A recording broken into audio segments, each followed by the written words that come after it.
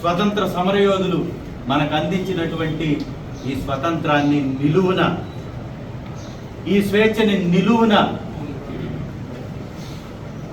ఈ హక్కుని, ఓటు హక్కుని కాలరాసినటువంటి కాలాంతకులు ఈ కూటమి నాయకులని మీ అందరికీ తెలియజేస్తూ,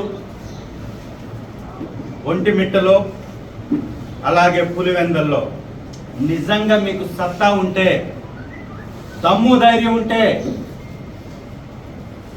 మళ్ళీ రీపోలింగ్ జరిపించండి, ఎలక్షన్ జరిపించండి. నేను అడుగుతున్న చంద్రబాబు నాయుడు గారిని వేదికగా, మీరు ప్రాతినిధ్యం వహిస్తున్నటువంటి కుప్పానికి నీళ్ళు ఇచ్చింది వైఎస్ జగన్మోహన్ రెడ్డి గారు కాదా అని అడుగుతున్నా. ఈరోజు నీ ప్రాంతమైనటువంటి చిత్తూరు, రాయలసీమకి నీళ్లు తీసుకొచ్చింది వైఎస్ రాజశేఖర రెడ్డి గారు కాదా అని అడుగుతున్నా.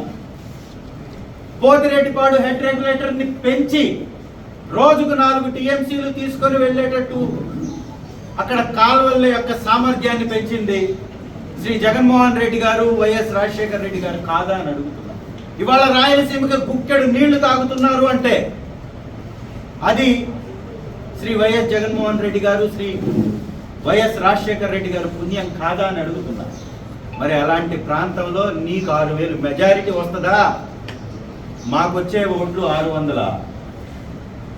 ఇంత దగా చేస్తూ, ప్రజాస్వామ్యాన్ని కూనీ చేస్తూ పరిపాలన సాగించడానికి మీరు అర్హులు కాదు అని ఈ వేదిక ద్వారా చంద్రబాబు నాయుడు గారికి కూడా తెలియజేస్తూ,